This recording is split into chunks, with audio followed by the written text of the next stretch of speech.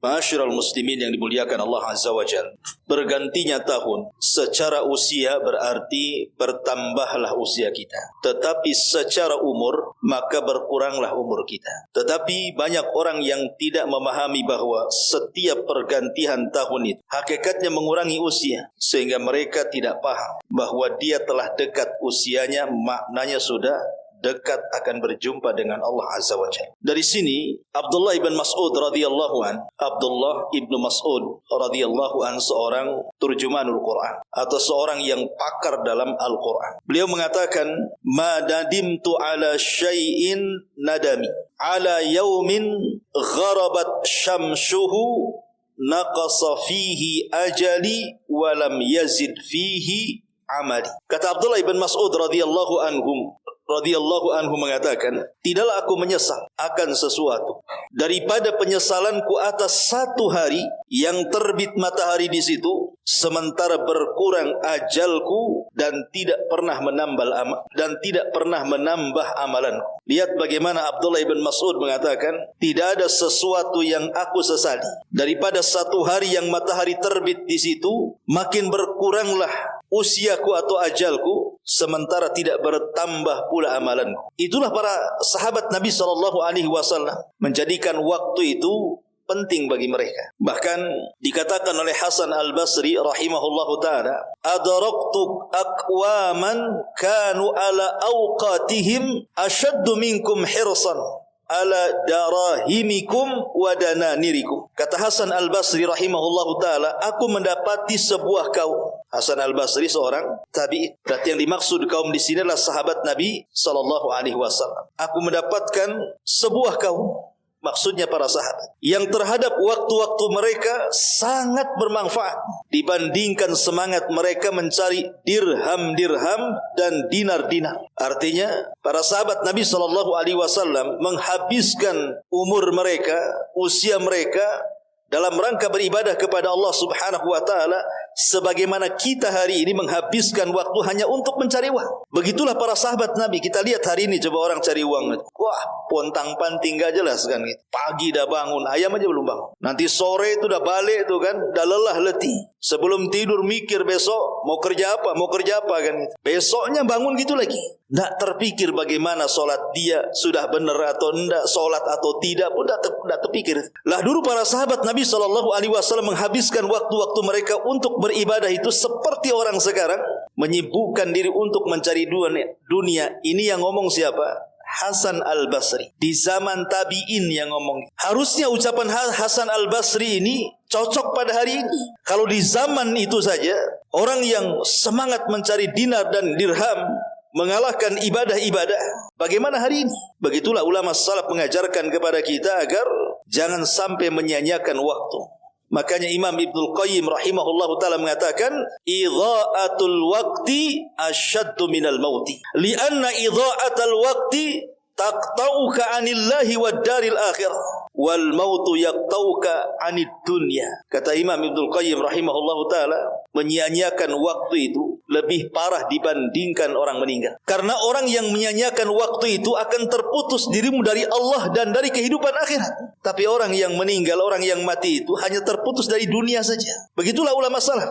Makanya kenapa kalau kita melihat ada 4 perkara yang harus antum pahami, kenapa waktu itu begitu penting bagi seorang mukmin. Pertama, karena Al-Quranul Karim menjadikan waktu itu selalu dijadikan sumpah oleh Allah Subhanahu wa ta'ala. Wal-laili idza yaghsha, demi malam. Wan-nahari, demi siang. Wad-duha, demi waktu duha. Wal-fajri, demi waktu fajar. Wal asri, demi waktu asar. Dan tidaklah Allah Subhanahu wa ta'ala bersumpah dengan makhluknya kecuali makhluk itu punya keistimewaan di hadapan Allah Azza wa Jalla. Artinya ketika Allah bersumpah dengan waktu, maknanya waktu itu sangat istimewa di hadapan Allah.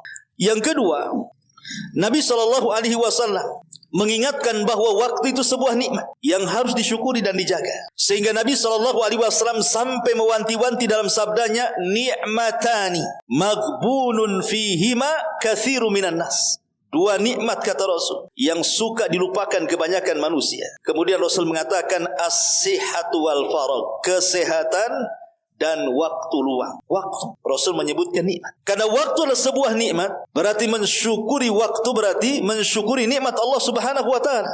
Maknanya waktu itu sangat istimewa di mata Nabi SAW. Ini yang kedua. Yang ketiga, di dalam Al-Qur'anul Karim, ketika Allah Subhanahu wa taala membantah orang-orang kafir, karena orang-orang kafir itu mereka akan mengalami penyesalan kelak pada hari kiamat, karena ketika di dunia mereka sia-siakan waktunya. Maka mereka mengatakan, Rabbana akhrijna na'mal salihan ghairal ladzi kunna na'mal.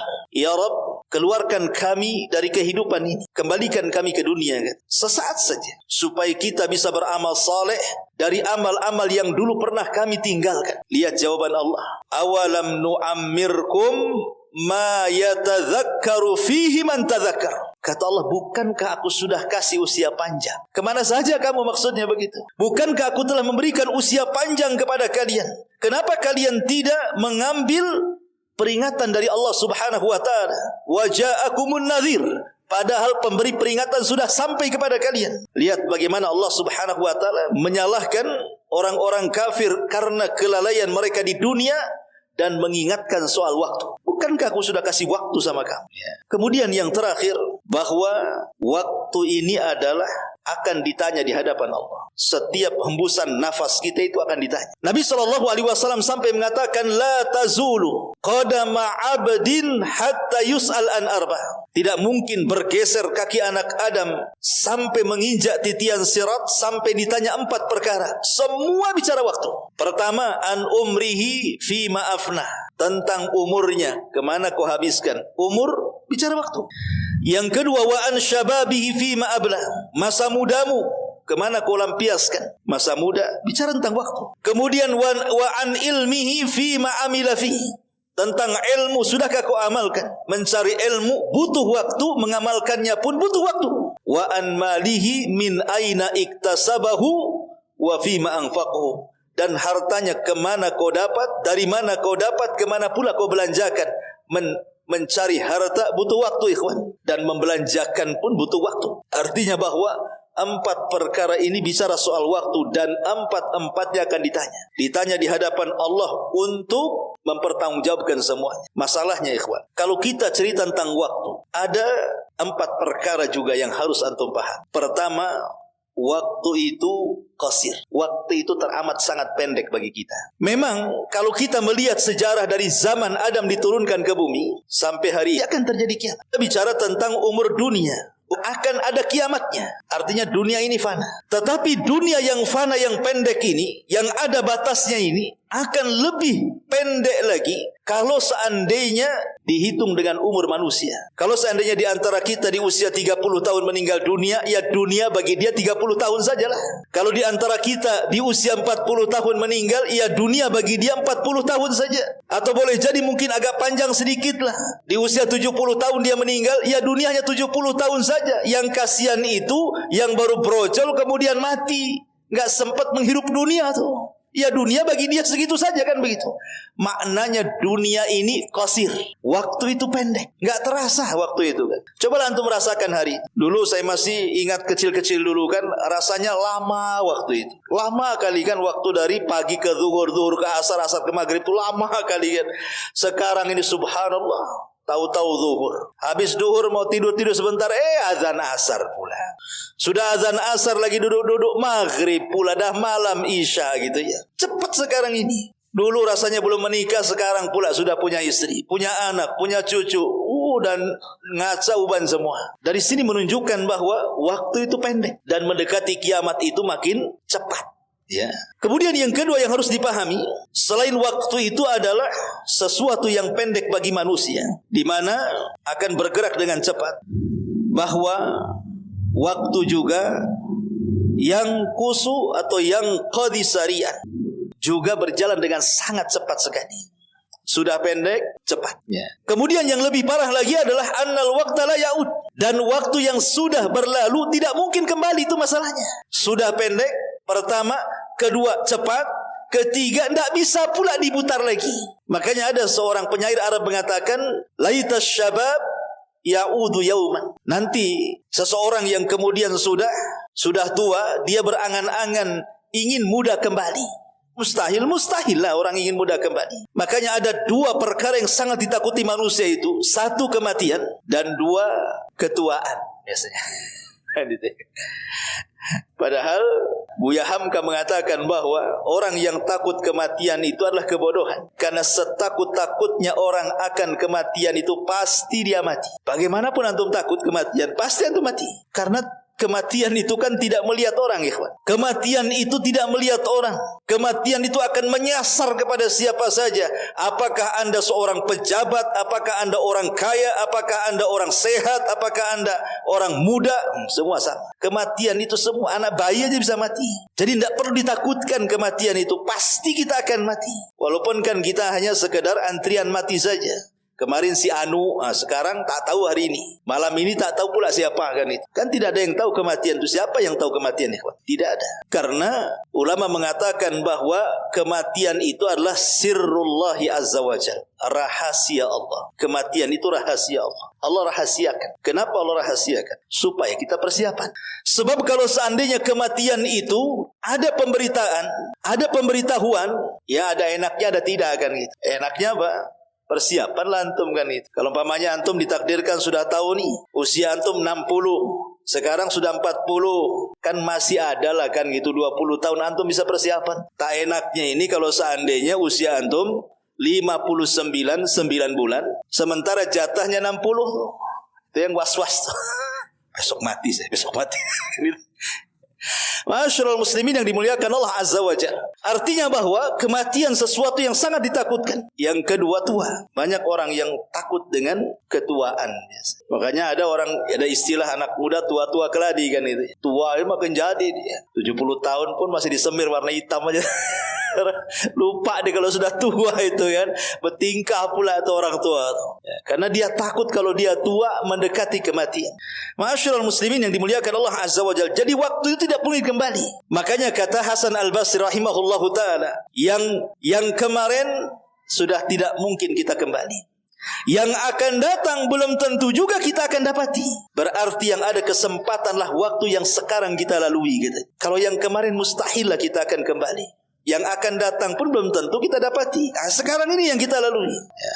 Masyaallah muslimin yang dimuliakan Allah Azza wa Jalla. Kemudian yang terakhir, ingat, waktu bagi seorang mukmin aghla minadz zahab, haruslah dijadikan lebih mahal dibandingkan emas dan perak. Seperti yang dikatakan Hasan Al-Basri tadi, aku mendapatkan sebuah kaum di mana mereka sangat menghargai waktu sebanding dengan kalian menghargai dinar-dinar dan dirham-dirham kalian. Luar biasa.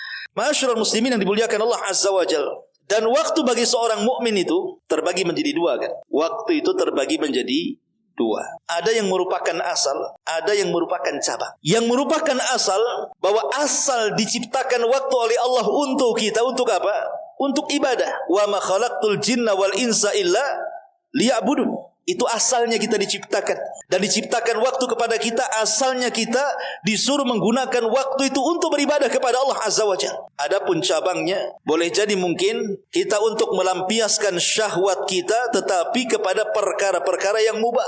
Seperti menikah, punya anak, berdagang, itu kan butuh waktu juga. Ya. Masalahnya, sekarang ini kita justru mementingkan cabang dan melupakan asal. Harusnya kan asal dulu. Asal kita diciptakan dan juga Allah berikan waktu kepada kita itu untuk ibadah. Itu asalnya.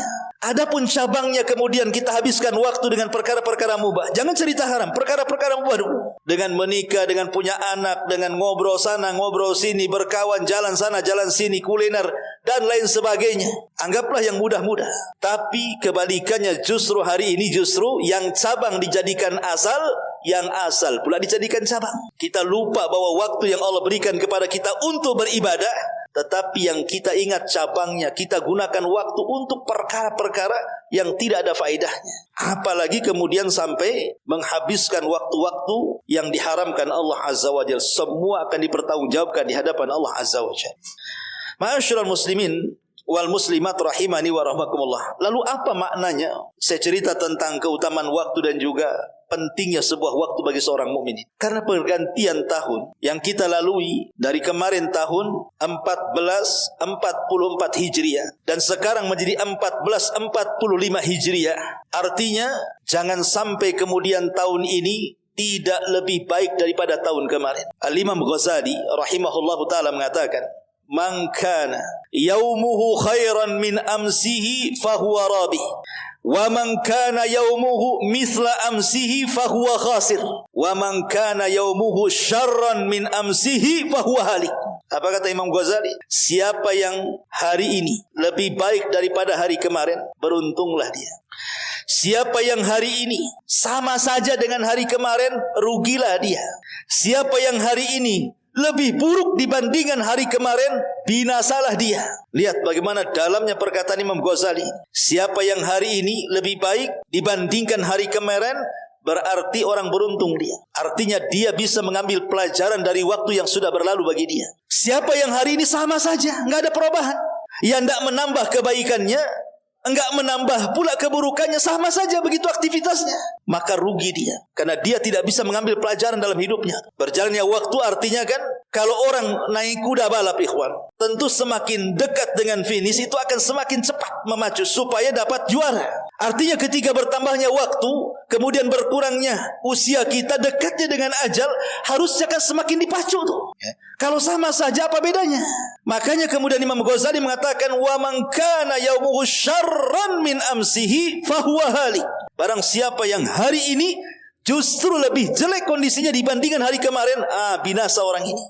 Maka dari sini ikhwatu fiddin, doa yang selalu dilupakan oleh kita. Harusnya ketika pergantian tahun baru kita katakan apa? Allahumma ij'al yaumana khairan min amsina waj'al ghadana khairan min yaumina wa ahsin akibatana fil umuri kulliha wa ajirna min khizyid dunya wa adzabil akhirah. Begitulah para ulama mengajarkan doa kepada kita.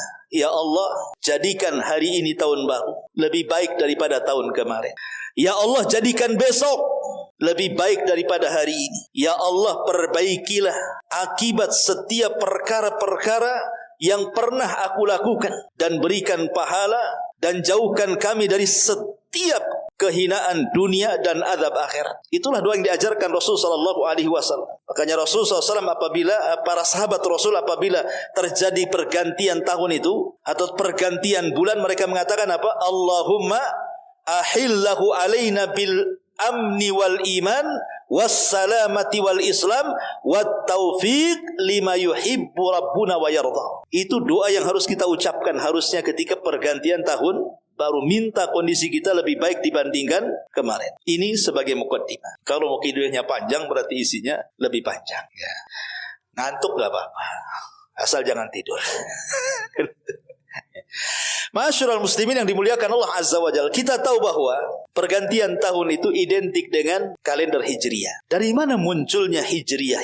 Ini yang kita akan sedikit bentangkan supaya kita mengambil pelajaran ma'al hijrah. Dahulu di zaman Amirul Mukminin Umar bin Khattab radhiyallahu an.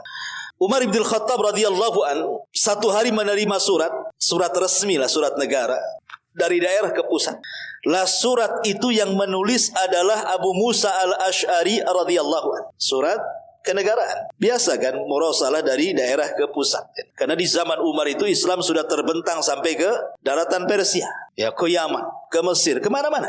Sehingga wajar kemudian orang-orang yang dipilih oleh Umar untuk menjadi gubernur di daerah-daerah itu, mereka akan melaporkan sesuatu kan ke pusat. Lah karena di zaman itu belum ada tahun, mungkin tanggal sudah ada, hari sudah ada, bulan sudah ada, tahunnya pula yang tak ada. Tahunnya yang tak ada. Karena di zaman itu, apalagi di zaman Nabi SAW, tahun itu biasanya disandarkan kepada setiap peristiwa dan kejadian besar yang terjadi sebelum lahir seseorang. Jadi umpamanya, kalau terjadi wabah, kemudian banyak orang meninggal.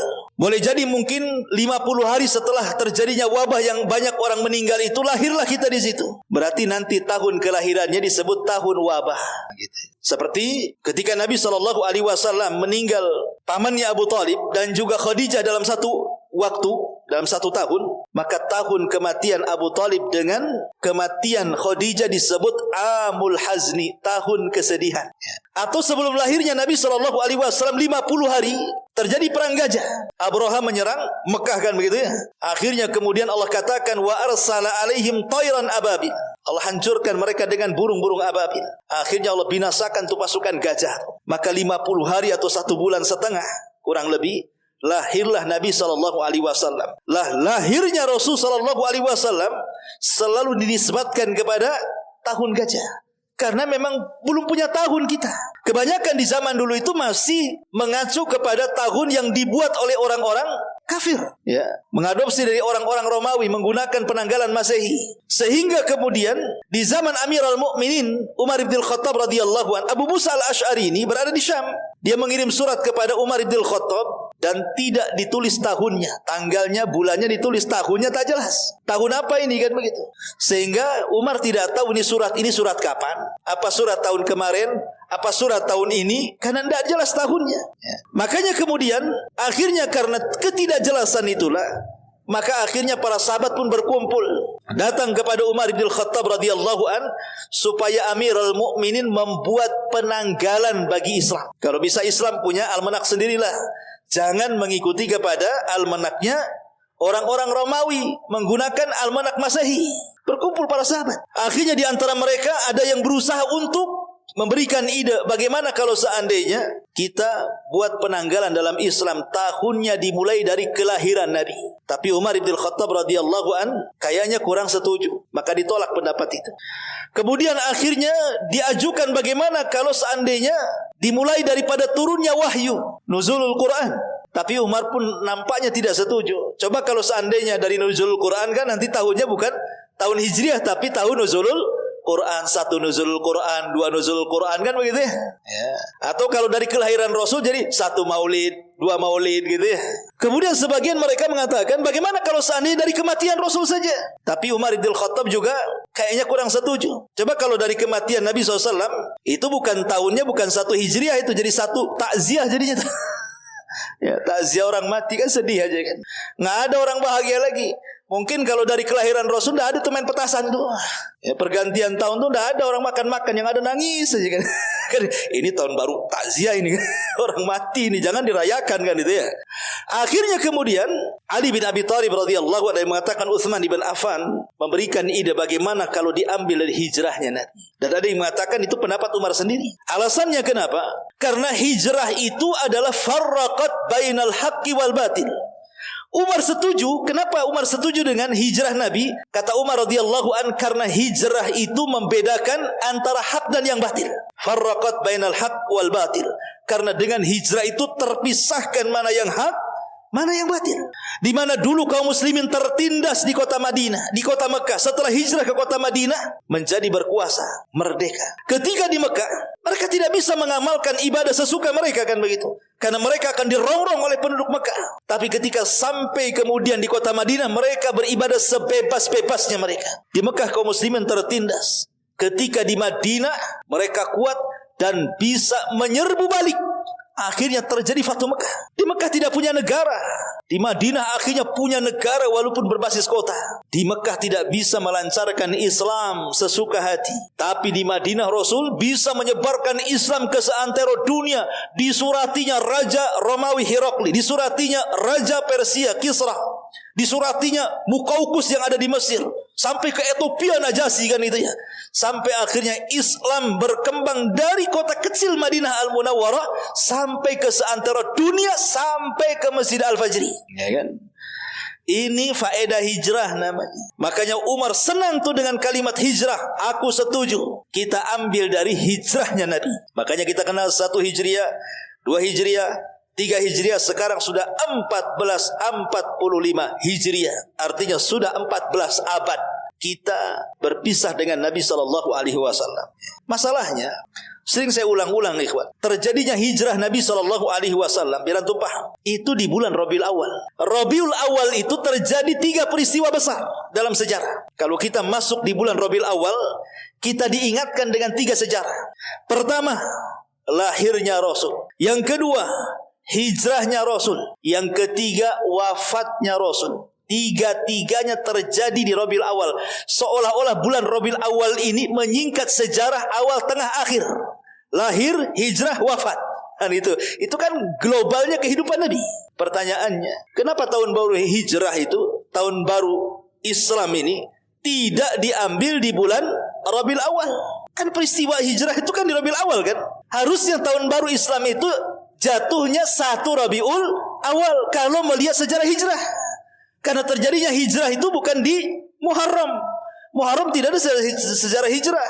Walaupun bulan Muharram sendiri memang bulan yang sangat mulia, termasuk Ashhurul Hurum, berkaitan bukan hanya umat Islam tapi umat-umat dulu. Tapi Rasul tidak pernah hijrah di bulan Muharram. Rasul itu hijrah di bulan Rabiul Awal. Kenapa tidak 1 Rabiul Awal, tahun baru Islam itu? Kenapa 1 Muharram? Ini kan pertanyaannya. Ma'asyiral muslimin yang dimuliakan Allah Azza wa Jalla, sebenarnya semua kembali kepada ijtihad. Karena tidak ada dalilnya, baik Quran ataupun sunnah. Dan 1 Muharram ini ijtihadnya Umar bin Khattab radhiyallahu anhu. Tentu ada alasannya. Kenapa Umar memilih 1 Muharram? Karena untuk memberikan informasi sebuah keputusan yang disidangkan paripurna kalau di zaman sekarang karena kan yang rapatkan Presiden Umar, menteri-menteri yang rapatkan ya samalah dengan sidang paripurna kan itu. Cuman kan skalanya kan kecil gitu ya. Jadi untuk menyebarkan informasi putusan bahwa kita sepakat orang Islam harus punya penanggalan sendiri, tidak perlu mengekor kepada Romawi ataupun Persia ataupun kepada agama-agama di luar Islam. Susah untuk menyampaikan ini. Kalau seandainya kemudian disebarkan, pamannya saya utus kamu, sebarkan di sana. Mungkin jalan dari Madinah ke Syam aja bisa sebulan. Belum lagi masuk kampung-kampungan, repot kan itu ya. Akhirnya Umar radhiyallahu mengatakan, biar tidak repot memberitakan bahwa Islam sudah punya penanggalan, nunggu musim haji. Kalau musim haji itu tidak perlu diundang, orang datang sendiri. Orang mau haji kan dari seantero dunia pasti orang haji. Ya. Di zaman Umar radhiyallahu pasti dari mana-mana pasti akan ada orang haji sebagai perwakilan dari daerah-daerah kan. Jadi Umar berpikir, bagaimana kalau seandainya kita umumkan di musim haji. Dan musim haji itu diawal dari Syawal, kemudian Dzulqa'dah dan Dzulhijjah. Itu namanya Asyurul Hajj namanya, bulan-bulan haji. Orang berangkat dari Syawal, kemudian pelaksanaannya di bulan Dzulhijjah. Mulai dari tanggal 8 berakhir di tanggal 13 hari Tasyrik. Kemudian setelah tanggal 13 otomatis mereka pulang. Dan akan sampai di daerah-daerah mereka pasti setelah Dzulhijjah masuk Muharram. Sehingga mereka bisa menginformasikan sepulangnya mereka dari haji ke daerah-daerah masing-masing bahwa Amirul Mukminin sudah menentukan penanggalan Islam. Maka dari sini tertetapkan bahwa tahun baru Islam dimulai dari 1 Muharram. Itu yang ijtihadnya Umar bin Khattab radhiyallahu anhu. Ma'asyiral muslimin yang dimuliakan Allah Azza wa Jalla. Baik, kalau kita sudah tahu siapa yang menciptakan penanggalan Islam pertama kali, maka kita katakan Amirul Mukminin Umar bin Khattab radhiyallahu anhu. Dalam rangka apa? Tentu tidak lain dalam rangka menyelisihi orang-orang kafir, dan itu bentuk kejayaan Islam. Dan lebih pas lagi, memang Umar bin Khattab radhiyallahu cerdas orangnya. Tidak diambil dari kelahiran, tidak diambil dari kematian, tidak diambil daripada nuzul wahyu, atau mungkin tidak diambil dari peperangan Rasul. Pamannya diambil dari peperangan Rasul, perang Badar. Jadinya kan 1 Badar, 2 Badar, 3 Badar kan itu jadinya ya. Tapi diambil dari hijrah memang sudah pas. Kenapa? Karena banyak pelajaran yang kita bisa petik dari hijrahnya Nabi SAW. Sedikit kita akan cerita hijrah. Ma'asyiral muslimin yang dimuliakan Allah Subhanahu wa taala. Hijrah ini sebenarnya bukan hanya dilakukan Nabi kita Muhammad SAW saja, tidak. Sejak dulu hijrah itu sudah ada. Seperti hijrahnya Ibrahim dari Irak menuju Palestina. Karena sudah tidak bisa berdakwah di Irak kan, ngelawan Namrud tidak bisa. Terpaksa harus mencari daerah baru. Kemudian hijrahnya Lut dari Sodom ke Palestina. Hijrahnya Nabi Musa dari Mesir ke Madian. Banyak para nabi dahulu itu sudah berhijrah. Termasuk juga Nabi kita Muhammad SAW. Bahkan hijrahnya Nabi kita ini akhtarul hijrah, kata para ulama. Sebahaya-bahaya hijrah. Dibandingkan Lut, dibandingkan Ibrahim, dibandingkan Musa. Sebahaya-bahaya hijrah itu adalah hijrahnya Nabi SAW. Ma'asyiral muslimin yang dimuliakan Allah Azza wa Jalla. Diawali Nabi SAW melihat para sahabat yang Oh, hari-hari mendapatkan siksaan orang-orang Quraisy ini luar biasa. Dari siksaan lisan dengan ejekan-ejekan sampai kepada fisik, sampai kepada nyawa. Seperti keluarga Ammar bin Yasir kan dipantai itu oleh Abu Jahal. Kemudian Bilal disiksa. Kemudian Khabbab bin Arat disiksa. Dan banyak para sahabat yang kemudian tidak lepas daripada siksaan-siksaan orang-orang Quraisy. Belum lagi ejekan. Maka Nabi SAW memerintahkan, karena ketika itu belum ada tempat yang Allah perintahkan secara khusus untuk hijrah. Maka Nabi SAW beristihad. Kayaknya kalau sahabat ini hijrah ke Ethiopia itu lebih baik. Kenapa? Karena di Ethiopia itu ada raja walaupun dia Nasrani tapi adil. Namanya Ashama ibn Afjur atau dikenal dengan Najasyi. Maka sahabat pun kemudian hijrah pertama kali ke Habasyah. Hanya berapa belas orang. Kemudian sempat pulang ke Madinah dan melakukan hijrah kedua kalinya dan membawa puluhan orang, lebih banyak lagi. Baru setelah kemudian Allah Subhanahu wa taala mengizinkan Rasul untuk hijrah dan Allah sudah menentukan tempat hijrah di mana seluruh kaum muslimin harus hijrah ke tempat itu. Maksudnya Madinah Munawwarah. Jadi diriwayatkan satu hari Abu Bakar Siddiq radhiyallahu an ini ingin hijrah bersama para sahabatnya ke Habasyah. Karena kan dilihat banyak para sahabat yang kemudian mereka hijrah ke Habasyah. Jadi adalah keinginan Abu Bakar untuk hijrah. Sudah dibawa perbekalan di atas unta gitu ya. Kemudian uangnya sudah dibawa semua. Berjalanlah Abu Bakar di atas untanya mengarah ke Habasyah. Tiba-tiba kemudian di tengah jalan dihadang oleh tokoh Arab namanya Ibnu Diginah. Kata Ibn Diginah, dia mengatakan, "Wahai Abu Bakar, hendak ke mana kau pergi?" Kata Abu Bakar, "Aku ingin beribadah dengan tenang dan aku akan tinggalkan Mekah. Karena penduduknya mereka membenci diriku dan dakwahku." Maka Ibn Diginah mengatakan, "Ya Abu Bakar, orang sepertimu tidak layak keluar dan tidak layak dikeluarkan dari Mekah. Karena engkau orang baik, engkau suka menjamu tamu, lisanmu juga jujur." Dipuji habis sama Ibn Diginah. Akhirnya kata Ibn Diginah, "Sudah, kau balik lagi ke Mekah, aku yang menjamin kamu. Siapapun tidak boleh menyentuh kamu," kata. Akhirnya Abu Bakar pulang lagi karena rayuan Ibn Diginah. Ibn Diginah ini musyrik tetapi baik. Lah akhirnya Abu Bakar Siddiq radhiyallahu anhu membuat masjid ataupun musholla di luar rumah. Kemudian kalau malam dia sholat di situ. Dan kalau dia sholat disaksikan oleh orang-orang musyrik itu. Jadi orang-orang musyrik pembesar-pembesarnya ini merasa kecewa. Kenapa Abu Bakar kok bisa ibadah di luar rumah? Kemudian dibacakan Quran. Nanti bagaimana kalau orang-orang yang nonton itu terpengaruh kan begitu? Harusnya dia sholat di luar, dalam rumah lah. Ngapain di luar rumah katanya? Akhirnya proteslah orang-orang ini, pembesar-pembesar Quraisy ini datang kepada Ibn Diginah. Akhirnya Ibn Diginah menegur Abu Bakar sampai 3 kali. Tapi Abu Bakar mengatakan, "Tidak, aku ingin sholat di sini. Kalau engkau memang khawatir dengan kondisiku, wahai Ibn Diginah, aku cabut perlindunganmu kepadaku dan aku hanya meminta perlindungan kepada Allah Subhanahu wa taala." Kalau sekelas Abu Bakar Siddiq radhiyallahu anhu sudah tidak nyaman hidup di Mekah dan dia orang yang dekat dengan Nabi sallallahu alaihi wasallam, makanya dari situlah kemudian Allah Subhanahu wa taala memerintahkan Rasul untuk hijrah ke kota Madinah. Diizinkan hijrah. Kenapa dipilih kota Madinah?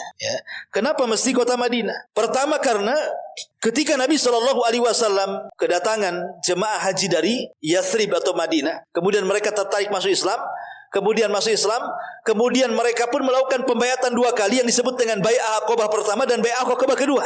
Akhirnya dikirimlah Mus'ab ibn Umair untuk berdakwah ke kota Yathrib. Berhasil sampai 2 tokoh Yathrib masuk Islam, Sa'ad ibn Ubadah dan Sa'd bin Mu'adz. Makanya kemudian Nabi SAW berpikir bahwa berdakwah di kota Madinah lebih asyik, lebih enak, lebih bisa menerima. Karena Rasul pernah hijrah juga ke Taif, ditolak orang-orang Taif. Ketika kemudian mendengar keberhasilan Mus'ab bin Umair, maka Rasul SAW menganggap bahwa Madinah adalah negeri yang layak untuk hijrah. Ditambah-tambah memang Allah Subhanahu wa taala merintahkan untuk hijrah ke Madinah. Maka dari situlah resmi bahwa Madinah tempat bertolak hijrah seluruh sahabat Rasul, baik yang dari Mekah ataupun yang dari Habasyah, disuruh gabung ke Madinah. Maka terjadilah hijrah di sini. Yang menarik di sini, ikhwan, dalam hijrah ini, semua yang terlibat dalam hijrah ini, tidak ada satupun sahabat Rasul kecuali Abu Bakar dan keluarganya. Seolah-olah hijrah ini pahalanya untuk siapa? Keluarga Abu Bakar. Karena tidak ada sahabat yang mengikuti hijrah Rasul, maksudnya berdua dengan Rasul atau menyediakan perbekalan Rasul atau ikut mentakhtid musyawarah gimana jalannya harus kemana dan begitu seterusnya. Tidak ada kecuali Abu Bakar dan keluarganya. Pertama Abu Bakar yang menemani hijrah. Yang kedua Asma bintu Abi Bakar yang menyediakan makanannya. Kemudian yang ketiga Abdurrahman ibn Abi Bakar sebagai informannya. Kalau ada masalah-masalah maka langsung dihabarkan kepada Nabi SAW dan ayahnya Abu Bakar. Kemudian juga yang menjadi pengintainya adalah Amir ibn Fuhairah, seorang budak yang dimerdekakan Abu Bakar, disuruh menjadi penggembala kambing, mengikuti perjalanan dari belakang. Jadi kalau ada musuh, pergerakan musuh, dia akan kasih kode. Kemudian juga orang bayaran Abu Bakar namanya Abdullah ibn Fuhairah. Ya, jadi Abdullah ibn Fuhairah ini dialah yang kemudian menjadi penuju jalan. Walaupun dia orang kafir tapi amanah. Makanya kalau kita lihat yang terlibat dalam hijrah itu semua adalah kebaikan Abu Bakar Siddiq radhiyallahu anhu. Bahkan ketika Abu Bakar hendak memberikan semua hartanya di atas tundangan unta Rasul, Abu Bakar belikan unta terbaik, kemudian bekal terbaik. Kata Nabi SAW, semua unta dan perbekalannya hutang, nanti aku bayar. Ya. Lihat bagaimana Nabi SAW kalau bisa jangan punya hutang kepada Abu Bakar begitu. Tapi dilihat di sini bagaimana anak-anak muda sangat berperan. Semua anak muda sini. Abdurrahman anak muda, Asma anak muda, kemudian Amir ibn Fuhairah anak muda, kemudian Abdullah juga penuju jalan juga anak muda kan itu. Semua anak muda terlibat di sini. Jadi hijrah itu sebenarnya hakikatnya kebangkitan anak-anak muda. Kebangkitan anak-anak muda itulah kenapa kemudian momen hijrah ini banyak pelajaran yang luar biasa. Salah satunya adalah at-tadhiyah. Bagaimana Rasul, Abu Bakar dan para sahabat mereka mengajarkan kepada kita tentang pengorbanan, ya. Pengorbanan dan juga al-isar, kata para ulama, at-tadhiyatu wal-isar. At-tadhiyah pengorbanan orang-orang muhajirin, dan isar adalah pengorbanan orang-orang ansor. Maksudnya pengorbanan orang-orang muhajirin termasuk Rasul, Abu Bakar dan seluruh para sahabat yang lainnya, mereka rela meninggalkan rumah mereka, meninggalkan keluarga mereka, meninggalkan usaha mereka, meninggalkan harta mereka, rumah mereka, tanah mereka, sebagiannya kemudian dijarah orang-orang kafir. Tidak ada masalah, tetapi memperjuangkan Allah dan Rasulnya lebih berharga dibandingkan dunia. Ini kan kalau tidak ada pengorbanan, tidak bisa orang hijrah, ikhwan. Nggak bisa orang hijrah tuh. Macam mana antum saja umpamanya kan mikir nih, mau nyekolahkan anak umpamanya jauh-jauh tuh. Kadang-kadang istri, janganlah, jauh-jauh yang dekat ke sini aja. Nggak bisa kita berkorban, ya kan? Susah kita berkorban itu. Jangankan itu gitu, sedekah sajalah gitu ya. Uang dompet banyak tuh, isinya kadang-kadang ada 2-3 juta. Tapi kalau kontak infak lewat, apa yang terjadi? Milihnya tuh lama. Merah lewat kan itu, iya, hijau lewat, yang gambar pedang pula yang ditarik. Gitu kan. Itu kadang-kadang pengorbanan kita ini agak sulit sedikit gitu ya. Dalam masalah-masalah sepele saja. Kadang kita ini naik motor kemana gitu kan. Nampaklah di tengah jalan tuh ada batu. Untuk berhenti sejenak tuh, untuk ngambil batu kemudian disisihkan ke pinggir supaya orang nggak celaka. Nggak juga, lewat aja di situ. Itu yang kecil tuh. Atau mungkin punya tetangga ada yang sakit dan kita punya kendaraan, ya. Kadang-kadang dibiarin saja. Kita tidak tahu tetangga itu punya uang atau enggak untuk nyewa Gokar atau Gojek. Kadang-kadang kita cuek saja. Itu yang sakit-sakit tetangga, bodoh amat katanya. Kan gitu ya kadang-kadang. Itu disitulah kekurangan kita. Yang remeh-temeh saja kadang-kadang tidak bisa kita lakukan. Mau hijrah seperti para sahabat, nggak yakin kita kan. Apalagi mental-mental kita gitu yang hubud dunya wa karahiyatul maut ini kan. Mau diajak hijrah, mikir tuh rumah baru dibangun ini, masa ditinggal kan. Ini tanah ini baru diurus sertifikatnya mau diambil, enak kali kan gitu. Nggak bisa ya. Tapi lihat para sahabat itu memang dari sini juga makanya ada hikmah yang luar biasa. Bagaimana para sahabat Nabi SAW itu mereka meyakini bahwa nilai badan, harta, keluarga, dunia tidak lebih mulia dibandingkan agama. Itulah kesimpulan ya. Ma'asyiral muslimin yang dimuliakan Allah Azza wa Jalla. Kemudian singkat cerita, Nabi SAW ketika pagi-pagi buta datang ke rumah Abu Bakar. Kemudian sampailah siang hari, dan orang Arab itu tidak pernah keluar di siang hari. Kemudian masuk ke rumah Abu Bakar membisikkan bahwa dia akan hijrah. Maka Abu Bakar mengatakan, as-suhbatu suhbatu ya Rasul. Rasul izinkan aku menemani wahai Rasul. Kata Rasul SAW, as-suhbatu suhbatu ya Abu Bakar. Ya, kau akan menemaniku. Ketika itu Abu Bakar menangis. Kata Aisyah radhiyallahu anha, sungguh aku tidak pernah melihat orang dalam satu waktu bahagia dan dia bisa menangis kecuali ketika aku melihat ayahku Abu Bakar menangis. Lah Rasul itu ketika mau ngomong seperti itu agak segan karena di ruangan itu ada 2 putri Abu Bakar, Asma dan Aisyah. Ya, kata Rasul, keluar, ini 4 mata masalahnya. Kata Abu Bakar, biarkan. Mereka anak-anak. Masalahnya Abu Bakar itu kan punya ayah, namanya Abu Quhafa. Orangnya sudah tua, renta dan buta, dan belum masuk Islam.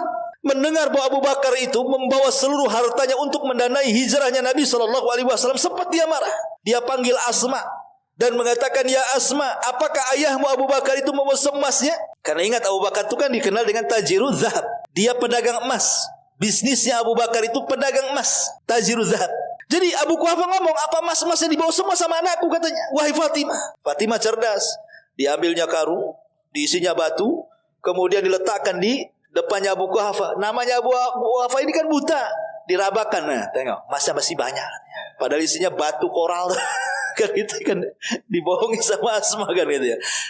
Akhirnya kemudian Abu Bakar dan Nabi SAW pun hijrah, tapi tidak pernah meninggalkan Mekah selama 3 hari. Sengaja Nabi tidak langsung ke kota Madinah, tapi Nabi SAW memang dengan Abu Bakar itu sudah merancang sedemikian rupa gitu ya, supaya tidak diketahui, tidak dikejar, dan tidak didapati oleh orang-orang musyrik. Dan ini menunjukkan apa? Puncak daripada tawakal. Tawakal itu tidak harus dengan doa melulu, tidak, tetapi harus mengambil akhdhu bil asbab. Ya, mencari sebab. Ya. Nabi pun harus mencari sebab.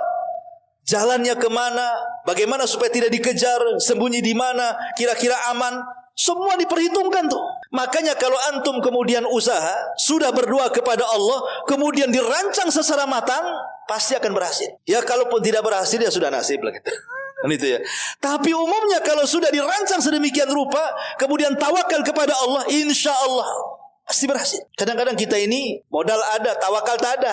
Ya. Modal sudah ada, ketika mau diajak usaha maju mundur. Semana kalau nggak laku, rugi pula saya nanti. Habis duit gak jadi. Ya kan? Tawakalnya kurang. Tawakal pula tinggi, pengen usaha, modal tak punya. Kan gitu, ada orang kayak gitu ya.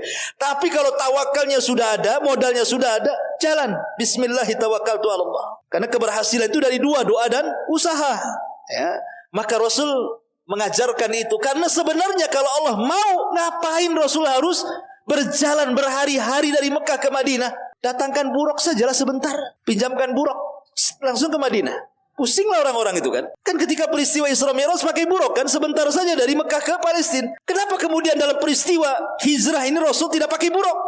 Padahal kalau pakai buruk, sejauh mata memandang sudah sampai di Madinah. Di sini ada pelajaran bahwa Nabi SAW ingin memberikan pelajaran kepada kita tentang kekuatan tawakal dan kekuatan akhdhu bil asbab, mencari sebab. Ya. Mencari sebab diajarkan di sebuah syariat bagi umatnya. Lah ketika Nabi SAW berada di gua itulah, Abu Bakar Siddiq radhiyallahu selama perjalanan itu karena cintanya dengan Nabi, ya. Maka Abu Bakar terkadang jalan di depan, jalan di belakang, jalan di samping kiri, jalan di samping kanan gitu. Sampai Rasul heran. Rasul, Abu Bakar kenapa kau seperti ini? Jalannya kadang di kiri, di kanan, depan, belakang. Ya. Kata Abu Bakar, tidak. Kalau seandainya ada musuh datang dari sebelah kiri, maka aku dulu yang akan menghadapinya sebelum diri. Jadi dari mulai perjalanan saja udah nampak tuh bagaimana ketakutan Abu Bakar kalau terjadi sesuatu dengan Nabi. Sampai ketika ada gua saja, masuk gua Sur, Rasul dilarang untuk masuk kan, dibersihkan dulu, takut ada ular, ada kelajing, ada apa kan itu. Baru kemudian setelah dipastikan aman, baru dibentang di situ tikar. Kemudian Rasul tidur. Rupanya ada satu lubang lah yang lupa oleh Abu Bakar, disumpal tuh, terpaksa disumpal dengan kakinya. Rupanya dalam lubang itu, dalam riwayat ada afa, itu ada ular, ada yang mengatakan kalajengking, disengatnya pula Abu Bakar. Masalahnya Rasulullah SAW sedang tidur dan kepalanya di pahanya. Sempat menjerit-jerit kan, Rasulullah SAW kan kaget kan itu ya. Tapi ditahannya Abu Bakar itu sampai akhirnya berkeringat, menangis karena sakitnya sengatan kalajengking. Tapi bagaimanapun Rasul tahu, karena Rasul itu salah satu kekhususannya matanya tidur tapi hatinya bangun. Tahu jadinya. Kalau kita kan dua-duanya tuh, hatinya tidur, matanya tidur, gak bangun-bangun. Itu kalau kita kan. Jadi Rasul tuh terbangun gitu ya.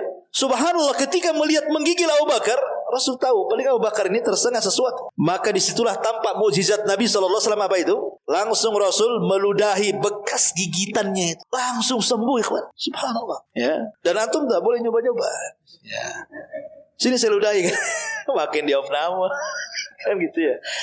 Artinya bahwa di sini mukjizat Nabi SAW baru kemudian setelah 3 hari, itu pun selama dalam gua itu mereka tidak bisa keluar tuh. Dan hampir-hampir juga musuh itu mendekati gua itu. Sampai kata Abu Bakar, kalau seandainya kaki kita keluar saja ke pintu gua, tentu musuh itu akan melihatnya. Berarti memang sempit sekali gua itu. Kemudian Nabi SAW mengatakan, la tahzan innallaha ma'ana. Wahai Abu Bakar, jangan sedih, Allah bersama kami. Dan kalau Allah sudah bersama kita, maka pasti akan dilindungi oleh Allah Subhanahu wa ta'ala. Lah selama dalam gua itulah makanya yang berperan di sini anak-anaknya Abu Bakar. Abdurrahman, bayangkan, dia harus memperhatikan seluruh gerak-gerik musuh-musuh yang ada di Mekah itu. Karena ketika kemudian orang-orang itu mendengar banyak para sahabat Nabi SAW yang sudah hijrah, malam ini 10 orang, besok 15 orang, besok 20 orang, besok 3 orang. Dengarlah orang-orang musyrik ini bahwa banyak pengikut Rasul itu pada pergi sedikit-sedikit dari Mekah ke Madinah. Ini kalau dibiarkan, ini bahaya. Akhirnya Abu Jahal CS ini buat rapat di sebuah tempat namanya Darun Nadwa. Celakanya iblis pula hadir di situ. Iblis hadir di situ. Tasyakul, beralih rupa seperti orang tua dari Najd. Pura-pura ikut rapat. Bayangkan kalau rapat ada iblisnya, kacau nggak tuh? Pasti kacau lah kan gitu. Akhirnya kemudian masing-masing kemudian memberikan ide kan. Tapi idenya akhirnya yang diterima idenya Abu Jahal dan mengatakan, malam ini kita akan bunuh si Muhammad. Orang mengatakan, ya Abu Jahal, kalau kita bunuh si Muhammad, bangkit nanti orang-orang Quraisy itu. Kita akan perang saudara. Ya. Kata Abu Jahal, gampang itu. Kita kan ada 18 kabilah. Masing-masing kabilah kita kirim anak-anak muda terbaik, bantai sama-sama. Mau kisah sama siapa? Melawan 18 kabilah, ujung-ujungnya bayar diat. Kita kasih 100 ekor unta. Selesai. Kata iblis, sodak, aku benar. Aku ikut pendapat. Oh bayangkan, iblis ikut pendapat Abu Jahal. Coba ingat. Bukan dibalik kan begitu. Akhirnya betul malam itu dikerahkan anak-anak muda terbaik dari 18 kabilah untuk menyerbu Nabi. Lah Nabi SAW itu sedang berada di rumahnya. Maka dia mengatakan kepada Ali radhiyallahu an, ya Ali, nim ala firasi, kau tidur di tempat tidurku. Dan pakailah selimut yang biasa ku pakai, supaya orang-orang menyangka itu aku. Ya. Bayangkan, dan Ali radhiyallahu an sangat setia dengan Rasul. Walaupun dia masih muda, dia menyerahkan nyawanya, karena bisa saja rumah itu dibakar atau dihujani panah, dan begitu seterusnya. Tapi betul-betul Rasul menjanjikan kepada Ali, tidurlah kau di tempatku, selimutlah dengan selimutku, tidak akan terjadi sesuatu padamu. Itu janji Nabi. Pertanyaannya, kenapa mesti Ali? Kenapa tidak Abu Bakar saja? Dan kenapa Ali tidak protes? Ya Rasul, anak kan masih muda, kenapa harus saya? Kenapa enggak si Umar saja atau siapa kan? Yang udah tua-tua, yang dekat dengan tanah tuh. Enggak juga. Tetap dia cinta dengan Allah dan Rasulnya, siap mengorbankan jiwanya. Ini anak muda luar biasa, Ali bin Abi Thalib radhiyallahu anhu. Lah ketika kemudian betul-betul sudah dikepung, maka Jibril datang memberitahu bahwa musuh sudah ada di sekitar rumah. Kau keluar, ambil debu, terbangkan ke langit. Akhirnya Rasulullah SAW keluar dari rumah itu, diambilnya debu, kemudian dilempar ke langit. Datang angin menghampas semua rambut-rambut orang-orang yang sedang meningker itu, rumah Rasul itu. Tiba-tiba muncul kantuk, karena sebagiannya terkena matanya, ngantuk, akhirnya tidur. Lah Rasul dengan leluasa keluar. Makanya turun surah Yasin ketika itu. Ya, faja'alna min baini aidihim saddan wa min khalfihim saddan fa aghshaynahum wa hum la yubsirun. Kami tutup pandangan mereka. Sampai-sampai ayat ini, zaman dulu saya masih ingat tuh, kalau ingin nyuri katanya, biar gak kelihatan, baca ayat ini katanya. Kacau pula tuh. Ya tetaplah kelihatan, ya kan, tangkap polisi kan itu. Jadi akhirnya Rasul dengan mukjizatnya bisa keluar tuh. Ketika kemudian anak-anak muda dari kabilah-kabilah yang lain baru datang itu nanya kepada yang ngepung itu, ini sudah jam berapa? Kenapa kau tidak sergap si Muhammad itu? Kenapa masih duduk-duduk di sini? Mereka mengatakan, tadi ada debu, kemudian kami tidur dulu lah. Kan nampak juga kalau dia keluar katanya. Kemudian diutuslah salah seorang, ngintip-ngintip di bilik-bilik itu, oh masih ada. Itu kan dia katanya. Padahal itu Ali. Ya. Sampai akhirnya datanglah Abu Jahal, keesokan harinya, mendobrak rumah itu, rupanya tidak dapati Rasul, yang ada didapati Ali radhiyallahu anhu. Kata Abu Jahal, aina Muhammad? Di mana Muhammad? Ali saya tidak tahu. Tamparnya Ali. Kemudian ditinggalkan. Kenapa Abu Jahal tidak membunuh Ali? Tidak bisa. Ali ini anak pembesar Arab, Abu Thalib. Ya ditampar pergi gitu saja. Akhirnya kemudian Abu Bakar naik ke Jabal Abi Qubais, bukit yang tinggi. Kata Abu Jahal, siapa di antara kalian wahai orang-orang Quraisy yang mampu menangkap Muhammad hidup ataupun mati, maka bagi dia 100 ekor unta. 100 ekor unta, ikhwan. 1 ekor unta yang sedang, kalau bahasa kitanya tipe B, itu kalau dirupiahkan itu antara 50 sampai 60 juta. Harga 1 unta. Itu yang tipe B. Kalau tipe A, apalagi A1, itu bisa 100 juta tuh. 100 juta yang gede tuh. Berarti 1 unta itu dapatlah tuh Avanza second tuh. Tahun 2004 lah. Gitu ya. 1 ekor unta bayangkan dapat 1 Avanza second. Ya kalau mobil Ayla dapat barulah gitu yang kecil-kecil itu ya, yang harga 110 dapatlah itu 1 Ayla 1 tuh 1 ekor unta yang gede itu. Lah kalau 100 ekor unta apa 100 mobil dapat tuh. Bisa buka deleran tuh. Lah, dengan hadiah yang besar berarti kan kalau seandainya anggaplah yang sedang untanya 50. Ya 50. Kemudian kali 100 sudah 5 miliar ikhwan. Kan banyak duit 5 miliar itu kan. Kalau uang sekarang kan gitu.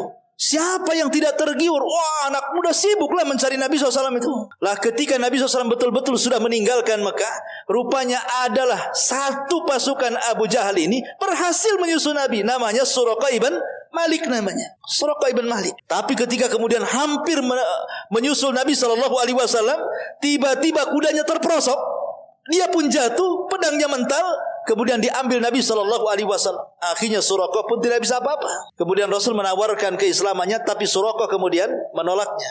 Kata Rasul SAW mengatakan, ya Suraqah, kalau engkau mau masuk Islam, saya yakinkan engkau akan dipasangkan baju kebesaran Kisra di badanmu. Katanya. Ini janjinya Rasul kepada Suraqah. Kalau engkau masuk Islam, ku janji engkau akan dipasangkan baju kebesaran Raja Kisra di badanmu katanya. Bayangkan ikhwan, kalau kita di posisi Suraqah, apa enggak menghayal Nabi itu kan? Dia aja dikejar-kejar, bicara pula Persia ditaklukkan. Kan begitu kan? Ah, ini menghayal, ngelamun gitu kan. Ini dia aja dikejar-kejar, cerita pula Persia negara yang paling besar adidaya di zaman itu. Tapi Rasul bicara dengan wahyu masalahnya. Makanya ketika perang Qadisiyah, betul-betul Kisra dikalahkan oleh Umar bin Khattab radhiyallahu anhu dan pasukannya. Kemudian Baitul Maqdis itu tidak mau diserahkan kuncinya kecuali Umar yang mengambilnya. Maka Umar betul-betul datang dari Madinah ke Syam, mengambil kunci Baitul Maqdis sampai roboh Baitul Maqdis, kemudian diambil baju kebesarannya. Yang pertama kali dipanggil oleh Umar siapa? Aina Suraqah. Mana Suraqah ibn Malik katanya? Datang Suraqah ibn Malik. Pakai katanya. Subhanallah. Benar apa yang disabdakan Nabi kepada Suraqah ibn Malik kan? Setelah dia masuk Islam, betul-betul dipakaikan coba kepada dia. Karena Nabi SAW bukan menghayal, bukan pula meramal. Nabi itu bicara soal wahyu yang Allah wahyukan kepadanya. Kemudian di tengah jalan, kehabisan bekal juga Rasul dan Abu Bakar. Karena memang jalan yang dilalui bukan jalan yang biasa dilalui. Lebih jauh lagi, gitu yang menyusuri pantai lagi kan. Jadi makin jauh tuh. Ya perbekalan makin banyak lah. Ketika habis bekalnya, dari kejauhan nampak ada tenda. Rupanya di tenda itu ada satu wanita namanya Ummu Ma'bad. Suaminya lagi pergi. Kemudian Nabi SAW ketika itu meminta air susu, tapi tidak ada. Kemudian dia lihat ada kambing-kambing kurus lah kan itu. Kata Rasul, boleh nggak kambing kurus itu saya usap katanya. Akhirnya diusap oleh Rasul tetenya. Tahu-tahu gemuk dan penuh air susu tuh. Dan itu mukjizat. Tidak bisa antum melakukan. Antum mau ngoles-ngoles tetap aja enggak akan ada air susunya gitu ya. Jadi ketika kemudian betul-betul kemudian diperah air susu itu, dapat satu baskom ikhwan. Kata Nabi SAW kepada Abu Bakar, wahai Abu Bakar, minum. Kata Abu Bakar, tidak. Bal anta ishrab, engkau saja wahai Rasul. Akhirnya Rasul minum. Setelah minum satu teguk, diserahkan kepada Abu Bakar. Minum wahai Abu Bakar. Kata Rasul, tidak. Bal anta ishrab, engkau saja wahai Rasul. Rasul meneguk lagi satu teguk. Kemudian ketiga kalinya isyrab ya Abu Bakar. Minum wahai Abu Bakar. Kata Abu Bakar tidak. Bal anta isyrab. Bahkan engkau yang minum. Kemudian ketiga kalinya Rasul kayaknya haus gitu minum. Sampai ya orang haus kelak-kelak gitu ya kan. Apa kata Abu Bakar Siddiq radhiyallahu an? Ketika aku melihat Nabi SAW minum, hilanglah dahagaku katanya. Dia belum minum, tapi sudah hilang dahaganya. Melihat orang lain minum, dia pula yang hilang dahaganya. Kira-kira nih kalau antum di posisi Abu Bakar, ketika haus ada orang minum, mungkin antum udah gelak-gelak, air belum masuk. Tapi udah kayaknya udah gelak-gelak. Kayaknya kapan bagian saya, kapan giliran saya kan begitu ya. Tapi lihat Abu Bakar, rasa hausnya terkalahkan dengan kecintaan dan kebahagiaan karena Rasul minum dengan puas. Itu kan luar biasa tuh. Itu bisa dijadikan pelajaran bagaimana kecintaan Abu Bakar kepada Nabi SAW. Kemudian baru Rasulullah SAW pergi dan berhasil sampai di kota Madinah. Ketika sampai di kota Madinah, kita tahu bahwa tidak bisa dibedakan mana Rasul mana Abu Bakar. Ya, kadang kan sebagai bentuk tawadunya Rasul kan gantian. Kadang Abu Bakar di atas unta, Rasul yang jalan. Kadang ya bola balik. Ya, begitu. Kemudian juga dari kejauhan nampaknya Abu Bakar itulah Rasulullah. Sehingga Abu Bakar takut salah paham bahwa dia disangka Rasul karena orang Madinah gak kenal dia dan belum juga berjumpa dengan Rasul kecuali beberapa orang. Akhirnya Abu Bakar pun ketika berjalan sengaja membuka sorbannya, kemudian meletakkan di kepala Nabi. Barulah orang tahu bahwa itulah Nabi dan satunya Abu Bakar. Sampai orang tidak kenal kan itu. Mana Nabi, mana Abu Bakar. Kalau sekarang enggak. Baru RT udah tahu. RT. Ya, belum sebut namanya, saya RT sini. RT sana tuh. Ya udah titelnya. Dulu orang sekarang kadang bangga dengan titelnya kan. Nabi SAW itu sampai ada orang Baduy itu. Dia datang ke Madinah dan mengatakan, mana si anak putra daripada Abdul Muthalib itu? Mana si anak putra Abdul Muthalib? Maksudnya Nabi Muhammad SAW. Ya. Kata sahabat, yang itu. Oh, yang itu katanya. Lihat bagaimana Arab Baduy nggak kenal Nabi SAW. Karena Rasul itu dari segi pakaian sama dengan sahabat masalahnya. Sehingga mana Rasul mana sahabat tidak bisa dibedakan tuh. Kalau sekarang kan beda. Ya, kalau dalam satu kesatuan antara jenderal dengan yang pangkatnya palang pintu ya beda kan itu. Berapa bintangnya kan itu. Ya. Jadi di sini menunjukkan bahwa tawadhu'nya Nabi SAW.